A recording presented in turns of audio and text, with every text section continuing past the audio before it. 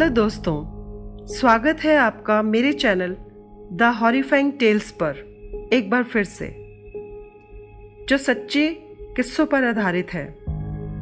वैसे तो आपने कई दोस्तों के डरावने किस्से सुने हुए होंगे, पर मैं आपके लिए लाई हूं अपने ही दोस्त का एक सच्चा किस्सा, जो अपनी कंपनी की तरफ से पिकनिक पर गया था। वह पिकनिक शहर से काफ़ी दूर सुनसान जगह पर थी, जहां लोग कम आते जाते थे। कंपनी को वो जगह सस्ती लगी होगी, इसीलिए वहीं पे सारे अरेंजमेंट किए गए थे। पहले तो सब कंपनी वालों ने क्रिकेट खेला और फिर कई सारे खेल खेले। काफ़ी खेल खेलने के बाद सब थक से गए थे और उसी रिजॉर्ट में बने हुए स्विमिंग पूल में चले गए। काफ़ी मस्ती करने के बाद वहाँ पानी में रेस लगाने की शर्त लगी। जिनको अच्छी तरह से तैरना आता था वह गहरे पानी में जाकर तैरने लगे। बाकी जिनको कम तैरना आता था वह कम पानी में पानी का मज़ा लेने लगे। मुझे अच्छे से तैरना आता है, तो मैं गहरे पानी में दोस्तों के साथ तैरने लगा। इतने में सिक्का उछालकर उसको ढूंढकर लाने की शर्त लग गई। जो कम समय में ढूंढकर लाएगा वह जीत जाएगा। सबने अपनी बारी बारी से सिक्का ढूंढा, पर सिक्का किसी को नहीं मिला। अब बारी मेरी थी। मैं मन ही मन बहुत खुश हो रहा था और अब तो मैं जीत ही जाऊंगा, यह कहकर पानी में मैं कूद गया।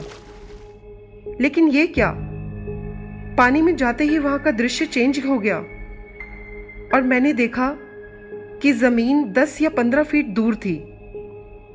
नीचे एक कब्रिस्तान है और वहां एक औरत खड़ी है, जिसका सारा शरीर गला हुआ है और उसके चारों तरफ खून दिखाई दे रहा है।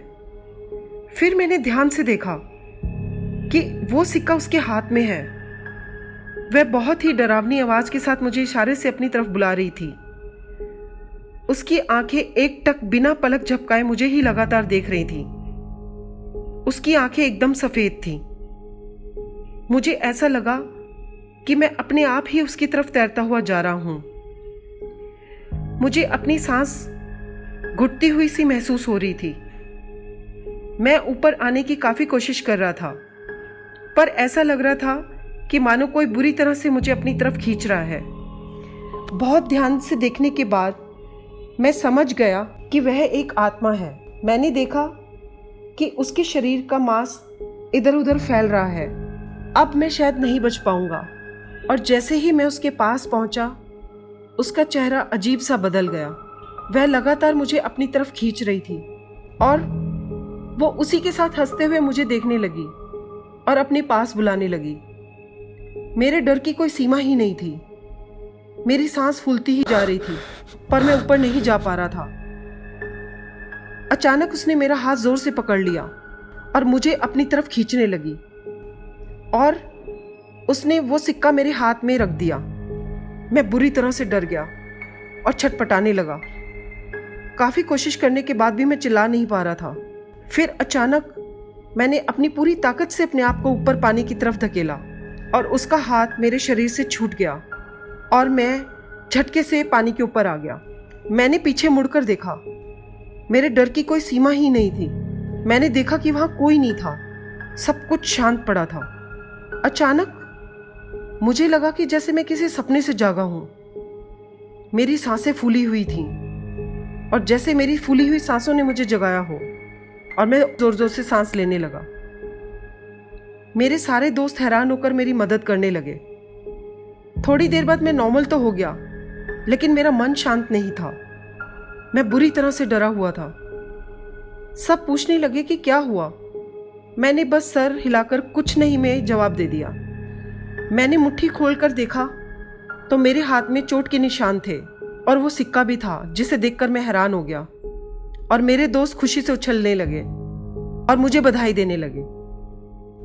दोस्तों ने फिर से शर्त लगाई, लेकिन उसके बाद मैं पानी में नहीं गया। शाम हो चुकी थी, अंधेरा भी हो चुका था। हमारी बस जाने वाली थी, लेकिन मेरे दोस्त और मैं सिगरेट पीने के लिए रुक गए। एक दोस्त ने मजाक में पूछा, अरे तू इतना गुमसुम सा क्यों है? पूल में क्या भूत देख लिया है क्या? यह कहकर दोस्त हंसने लगे। यह सुनकर एक हमारे सीनियर ने बताया कि हो भी सकता है, क्योंकि इस पुल के बनने से पहले वहां पर एक कब्रिस्तान था। यह सुनकर मेरी रूह कांप गई। जिस घटना को मैं अपना वहम समझ रहा था वो सच में हुई थी। मेरी मुलाकात कब्रिस्तान के भूत से ही हुई थी। बाकी सब लोग सीनियर की बात सुनकर हंसने लगे, लेकिन मुझे यकीन हो गया कि वह भूत ही था। यह सोचते हुए मैं बस में चला गया।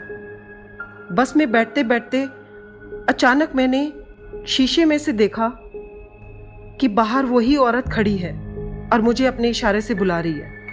मैंने डर से अपनी आंखें बंद कर ली।